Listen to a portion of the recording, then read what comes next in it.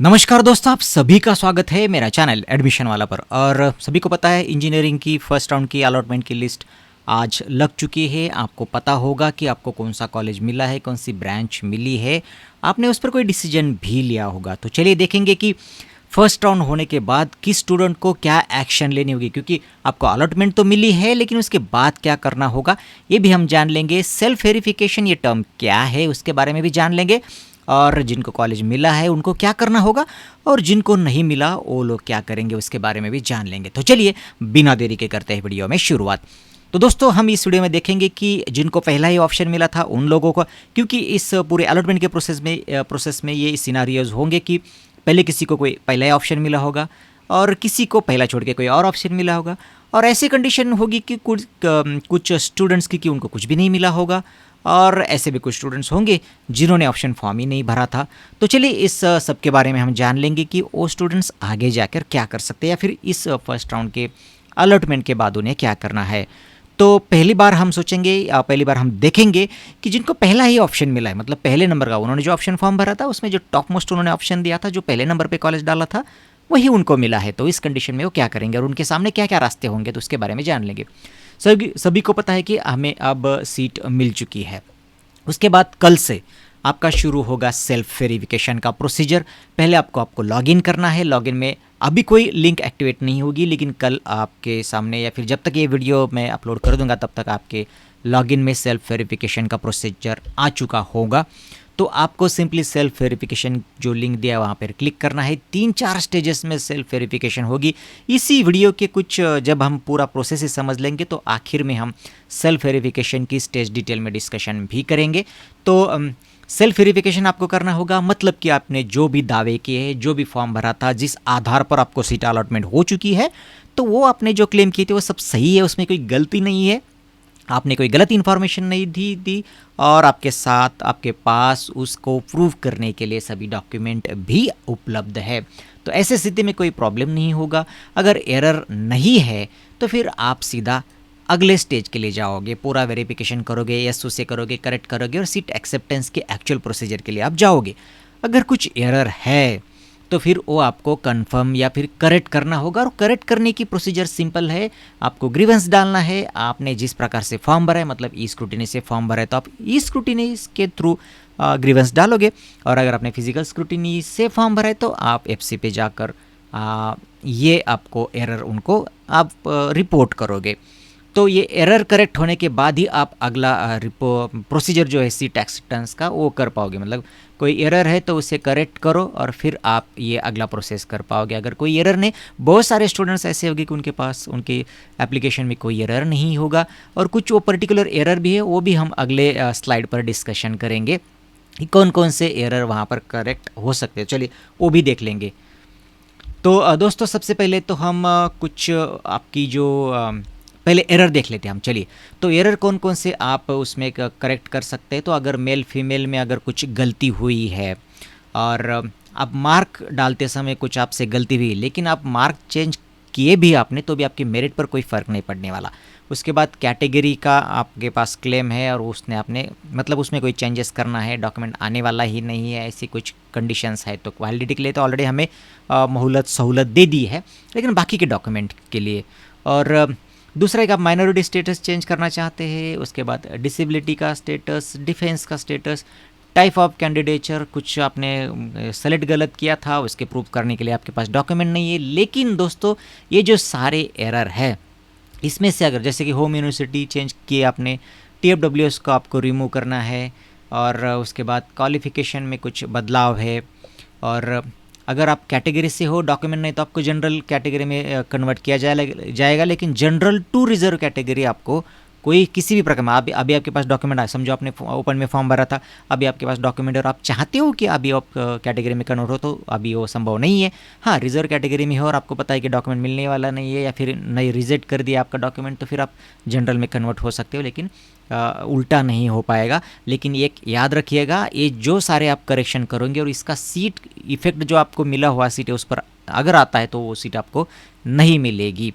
तो अगर ऐसा कोई एरर है, समझो डिफेंस के आपको सीट मिली है और आपने डिफेंस की गलती हो गई आपसे, आपने डिफेंस किया था डॉक्यूमेंट कुछ गलत अपलोड हुआ था, वो अप्रूव भी हुआ था एफसी से, लेकिन अब वो आपको पता चल गया है कि ऐसा डॉक्यूमेंट नहीं है आपके पास, या फिर आपको विड्रॉ करना चाहते तो फिर अगर आपको डिफेंस की सीट मिले तो वो चली जाएगी। तो ये एक मैंने सिर्फ एग्जांपल बताया, और मुझे नहीं लगता कि यहाँ पर बहुत सारे स्टूडेंट्स ऐसे होंगे कि उनके एरर्स होंगे। चलिए, अब हमने देखा कि एरर कौन कौन से हम करेक्ट कर सकते हैं, और फिर मैंने जैसे कि कहा बहुत सारे स्टूडेंट्स का ऐसा होगा नहीं, बहुत कम स्टूडेंट्स होंगे जिनका एरर होगा। बाकी के स्टूडेंट्स के सामने अब दो चॉइस है आपके पास।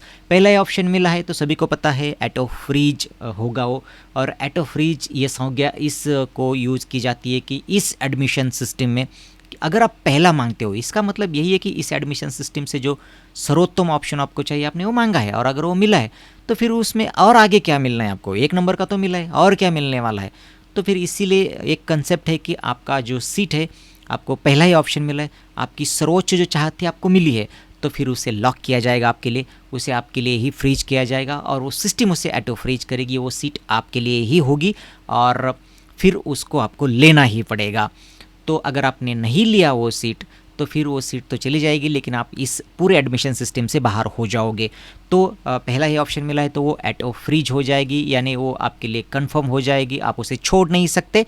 और उसके बाद आपको सीट एक्सेप्टेंस की फ़ी भी भरनी है, मतलब इसी प्रोसेस में जब आप एरर करेक्शन के बाद आओगे तो सीट एक्सेप्टेंस की फ़ी भी एक स्टेज पर आपको भरनी है, और फिर रिपोर्टिंग के लिए कॉलेज में जाना है। तो कॉलेज रिपोर्टिंग का मतलब आपको प्रत्यक्ष कॉलेज में जाना है, उनके सब फॉर्म भरने हैं, ओरिजिनल डॉक्यूमेंट और फीस आपको वहाँ पर सबमिट करके पूरी एडमिशन की प्रोसीजर जो है वो कंप्लीट करनी है, उसे हम कॉलेज रिपोर्टिंग कहते हैं। अगर आपने कोई एक्शन नहीं लिया, मतलब ये जो एक्शन लेना है आपको सीट एक्सेप्टेंस फ़ी भरने की, अगर आपने सीट एक्सेप्टेंस फ़ी नहीं भरी, इसका मतलब ये होगा कि आपने सीट छोड़ दी है, आपको अब कोई इंटरेस्ट नहीं है इस एडमिशन सिस्टम में, आप यहाँ से बाहर हो रहे हो, और आपको अगले किसी भी राउंड में आप ऑप्शन फॉर्म नहीं भर सकते और पार्टिसिपेट नहीं हो सकते, क्योंकि आपको आपने सीट छोड़ दी है जो कि आपको फ्रीज हुई थी। तो आपको आगे के क्या राउंड में आप शामिल नहीं हो वो आगे, लेकिन आप चाहते तो स्पॉट राउंड में आप शामिल हो सकते हो। तो चलिए, आपने सिनेरियो समझ लिया कि जिनको पहली सीट मिली थी उनको क्या क्या करना है, सेल्फ वेरिफिकेशन करना है, सीट एक्सेप्टेंस फ़ी भरनी, ऑटो फ्रीज तो उसका ऑलरेडी हुआ है, तो फिर उसे जाना है कॉलेज में रिपोर्टिंग के लिए। इतनी सिंपल प्रोसीजर उसके लिए है, हमने इसके बारे में देख लिया। अब जिनको पहला छोड़ के कोई और ऑप्शन मिला, दूसरा मिला होगा, तीसरा चौथा पाँचवा 200 जो भी कुछ मिला है, अब आपके सामने ये तो सेल्फ ईआरसी या फिर सेल्फ वेरिफिकेशन जिसे हम कहते, वो तो आपके सामने, वो तो सभी को करना ही है, जिनको सीट मिली है उनको तो करना ही है। एक बार आप सेल्फ ईआरसी या फिर सेल्फ वेरिफिकेशन, उसके पहले उसे सेल्फ ईआरसी बोलते थे, अब सेल्फ वेरिफिकेशन हम कहते हैं। अगर एरर है तो उसी प्रकार से, एरर है तो आपको फिर ई स्क्रूटिनी या फिर फिजिकल स्क्रूटिनी से आपको ग्रीवेंस डालना है, एरर करेक्ट करके लेना है, और फिर आप आगे की प्रोसेस कर सकते हो। अगर एरर नहीं तो सीधे आप आगे की प्रोसेस कर सकते हो। पहला छोड़ के कोई और ऑप्शन मिला है, ऐसे स्टूडेंट्स होंगे, पहले उनके बारे में हम जान लेते। पहला छोड़ के कोई और ऑप्शन आपको मिला है तो उसमें क्या होगा कि आपके सामने दो रास्ते हैं, या तो आप बेटरमेंट के लिए चले जाइए या फिर आप सेल्फ फ्रीज कर सकते हो। तो आप सेल्फ फ्रीज यानी पहले हमने देखा ऑटो फ्रीज, और अब हम देख रहे हैं self freeze. Auto freeze system freeze करती है आपके लिए, पहला ही ऑप्शन मिला इसलिए। पहला छोड़ के अगर कोई दूसरा तीसरा चौथा और ऑप्शन मिलता है तो आप डिसाइड कर सकते हो कि आपको क्या करना है। अगर ऐसी कंडीशन है कि जो मिली हुई सीट है आप फुल्ली सेटिस्फाइड हो, आगे आपको जाना नहीं है, जो मिला है उसे आपको पूरी तरह से कायम करना है, और आप वही एडमिशन लेना चाहते हो, कहीं और आप जाना ही नहीं चाहते, तो फिर आप उसे सेल्फ फ्रीज कर सकते हो। और आप जब सीट एक्सेप्टेंस की प्रोसीजर करोगे तो वही आपके सामने ऑप्शन होगा और आप सेल्फ फ्रीज कर सकते हो। आप करके, अगर आपने सेल्फ फ्रीज किया, सीट एक्सेप्टेंस की फ़ी भरोगे आप, और फिर आप रिपोर्टिंग करने के लिए कॉलेज में जाओगे, यानी कि आप कॉलेज में जाओगे, ओरिजिनल डॉक्यूमेंट और फ़ी देके वहाँ पर अपना एडमिशन कंफर्म करोगे। अगले राउंड के लिए आप एलिजिबल नहीं हो, क्योंकि आपने अपना सीट फ्रीज किया है, आपके लिए आपने खुद फ्रीज किया है। दूसरा एक रास्ता आपके सामने होगा, और बहुत सारे स्टूडेंट्स ये रास्ता चुनते हैं, क्योंकि पहले राउंड में अगर कोई आप दूसरा छोड़ के तीसरा चौथा पाँचवा, पहला छोड़ के दूसरा तीसरा चौथा अगर मिलता है तो हमेशा हमें चाहत होती है कि और अच्छा कॉलेज या फिर और जो ऊपर हमने डाले थे कॉलेज, वो अगर चांस मिलता है हमें तो लेना चाहिए। तो ये स्ट्रैटेजी बहुत सारे स्टूडेंट्स अपनाते हैं और बेटरमेंट के लिए चले जाते हैं। और द बेटरमेंट नॉट फ्रीज, यानी आपने सीट तो ले ली है, सीट एक्सेप्ट तो हमने की है, सीट एक्सेप्टेंस फी भी आप भरोगे, सीट एक्सेप्ट करोगे, उस सीट को अपने तुम हाथ में रखोगे, उस सीट को हम हाथ में रखेंगे और फिर दूसरे सीट के लिए दूसरे राउंड में और बेटर सीट के लिए हम ट्राई करेंगे, उससे हम बेटरमेंट कहते हैं। सिर्फ आप ये याद रखिएगा बेटरमेंट वाले स्टूडेंट, सेकंड राउंड का जो भी फॉर्म आपका होगा उससे बेटरमेंट का फॉर्म समझा जाएगा और आपको जो फर्स्ट राउंड में मिला है कॉलेज उससे बेटर ही ऑप्शन उसमें डालने होंगे, उसके नीचे के ऑप्शन वहाँ पे डालना नहीं होते हैं, क्योंकि आपका जो अगले राउंड का फॉर्म होगा वो बेटरमेंट का समझा जाएगा और आप ज़रूर ट्राई कर सकते हो एक अच्छा कॉलेज और बेटर पाने का। और आपको अगले राउंड का वेट करना होगा, अगले राउंड में आप फ्रेश ऑप्शन फॉर्म भर सकते हो, जो भरा है उसके एडिट भी कर सकते हो, कोई प्रॉब्लम नहीं, आप जो चाहे वो कर सकते हो। अब दूसरा एक एक्शन आप ले सकते हो, पहला हमने ले लिया कि पहला छोड़ के कोई और ऑप्शन मिला है, और ऐसा भी हो सकता है कि आप कोई भी एक्शन नहीं लोगे, आपको ऑप्शन तो मिला है लेकिन आपने कुछ नहीं किया, लॉगिन नहीं किया, आपने सीट एक्सेप्टेंस फ़ी नहीं भरी, कुछ भी प्रोसीजर नहीं की जिसे हम सेल्फ वेरिफिकेशन कहते हैं वो भी नहीं किया, आपने सीट एक्सेप्टेंस फ़ी नहीं भरी, इसका मतलब आपने सीट छोड़ दी है और आप अगले राउंड में ट्राई कर सकते हो।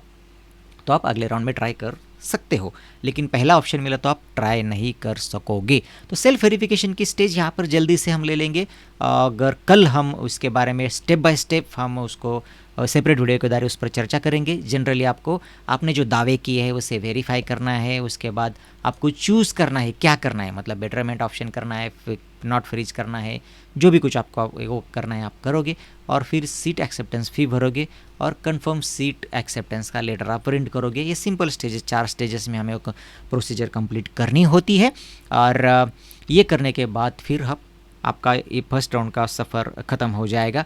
तो सेल्फ वेरिफिकेशन के बारे में थोड़ा सा और जानेंगे। सिंपल प्रोसीजर हमने ऊपर जो समझाई उसी प्रकार से आपको आपके अकाउंट में लॉगिन करना होगा, वहाँ पर आपको लिंक दी जाएगी, आपको सारी इन्फॉर्मेशन चेक करनी है, आपने जो भी दावे किए, जो भी इन्फॉर्मेशन आपने फॉर्म भरते समय भरी है उसे एक बार फिर से वेरीफाई करना है। मुझे नहीं लगता कि किसी की गलती होगी, लेकिन अगर गलती हो भी गई तो आप वहाँ पर करेक्ट कर सकते, लेकिन याद रखिएगा आप जो भी गलती अगर आपकी सीट से एसोसिएटेड है, मतलब जो सीट आपको मिली है उससे एसोसिएटेड अगर गलती आपने की है तो आपकी सीट चली जाएगी, आपको सीट नहीं दी जाएगी।